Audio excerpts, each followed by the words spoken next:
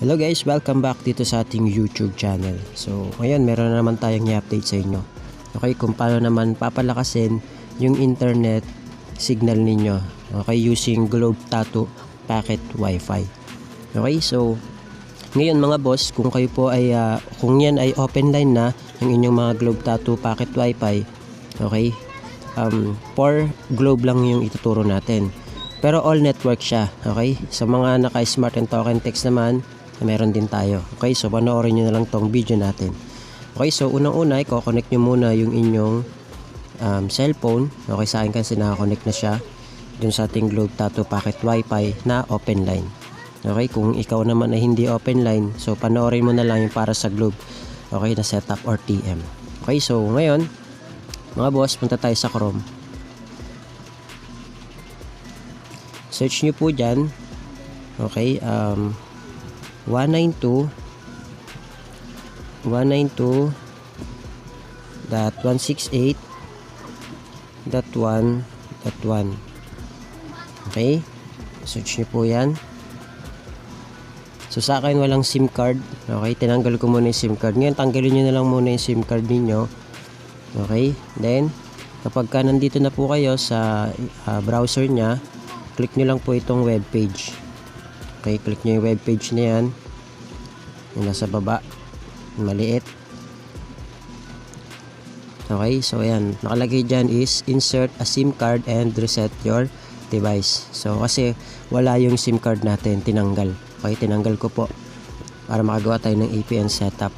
Okay, tinanggal ko muna siya. Para ma-reset lang siya. Okay, so click natin yung go to home. Click lang natin yung go to home. Wait lang po natin. Yan. So, no service kasi tinanggal ko po yung SIM card niya.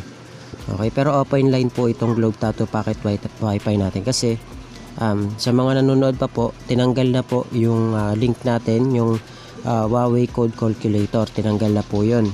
Kaya, may hirapan na po tayong mag-update or mag-open line sa mga manonood pa lang ngayon. Kasi tinanggal na po siya. Okay. So, ito po. Click nyo lang po yung settings. Okay, click nyo lang po yung settings. Click nyo po yung admin. Lagay nyo lang po yung username and password po. Maliliit lang. Admin. Okay, ganun din po yung password nya. Admin. Okay po. Then, click natin yung login.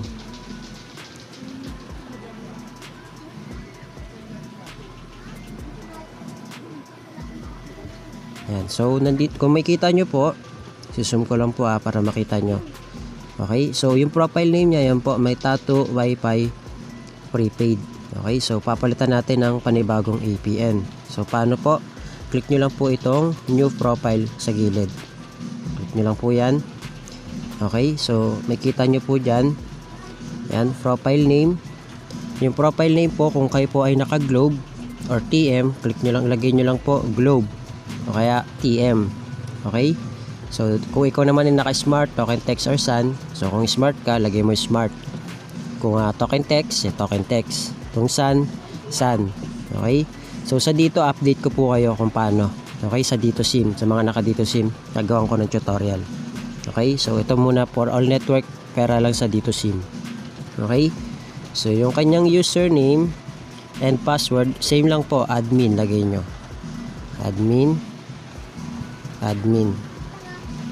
Okay, tapos yung kanyang APN, kung kayo po ay naka-Globe or TM, ito po yung sa inyo. APN nya po ay internet.globe.com.ph. Okay, so i-click nyo lang po yung save. Para sa mga naka-Globe yan. Okay, click nyo lang po yung save. Okay, so click nyo yung save. Halimbawa, ito yung sa mga naka-Globe.